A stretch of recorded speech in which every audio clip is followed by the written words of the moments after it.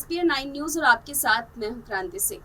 महाराष्ट्र में एकनाथ शिंदे की जो भूमिका इस वक्त देखी जा रही है उसको लेकर के साफ यही कयास लगाए जा रहे हैं कि एकनाथ शिंदे लोगों के दिलों में अपनी जगह बनाने में नाकामयाब साबित हो रही हैं।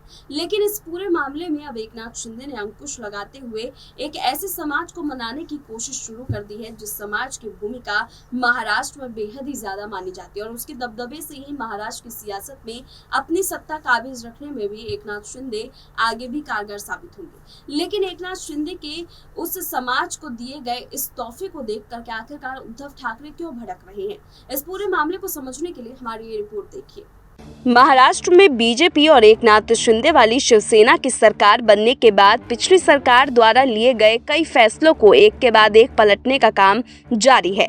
इसी क्रम में लिए गए एक फैसले से महाराष्ट्र के धनगर समाज में खुशी की लहर है। महाराष्ट्र सरकार ने धनगर समुदाय के लिए बनाई गई 22 योजनाओं को फिर से शुरू करने का ऐलान किया है, जिस पर पिछली सरकार ने रोक लगा दी थी। बीजेपी नेता और MLC गोपी चंद पडलकर ने महाराष्ट्र सरकार के इस कदम का स्वागत करते हुए इस पहल के लिए महाराष्ट्र के उप मुख्यमंत्री देवेंद्र फडणवीस को श्रेय दिया है। राज्य सरकार के अन्य पिछड़ा वर्ग कल्याण विभाग ने 17 अगस्त को एक सरकारी संकल्प जारी कर सभी विभागों को धनगर समुदाय के लिए कल्याण के लिए बनी योजनाओं को लागू करने का फरमान जारी कर दिया है। सरकार द्वारा लिए गए इस निर्णय के बाद नवी मुंबई, नासिक, औरंगाबाद, पुणे, नागपुर और अमरावती में उच्च शिक्षा प्राप्त करने वाले धनगर समुदाय के छात्रों को छात्रावास की सुविधा दी जाएगी। साथ ही अंग्रेजी माध्यम के स्कूलों में धनगर समाज के छात्रों को प्रवेश दिया जाएगा। इसके अलावा युवाओं को सेना और पुलिस में भर्ती प्राथमिकता और परीक्षा शुल्क में विशेष रियायत भी दी जाएगी।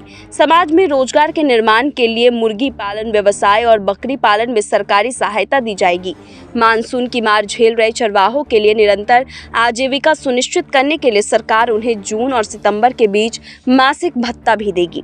सरकार के इस फैसले के बाद धनगर समाज में बेघर लोगों के लिए 10,000 घरों का निर्माण किया जाएगा। बीजेपी नेता गोपी चंद पडलकर ने इस सरकारी फरमान को अपने सोशल मीडिया अकाउंट पर साझा कर शिंदे और फडणवीस की नेतृत्व वाली सरकार का धनगर समाज की तरफ से शुक्रिया अदा किया।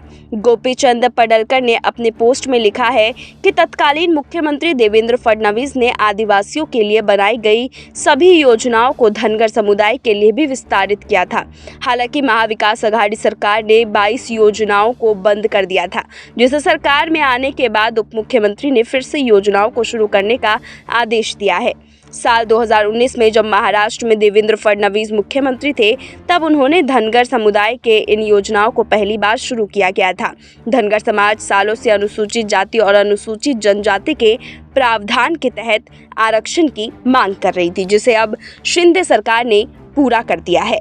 तो देखा आपने कि कैसे एकनाथ शिंदे जो है इस पूरे मामले में अपनी एक अलग भूमिका निभा रहे हैं और उनकी इस भूमिका को देख करके ठाकरे परिवार में खलबली मच गई है, जिससे कि शिवसेना को लेकर के चल रही लड़ाई में भी अब एकनाथ शिंदे को एक बड़ी जीत मिलती हुई नजर आ रही है।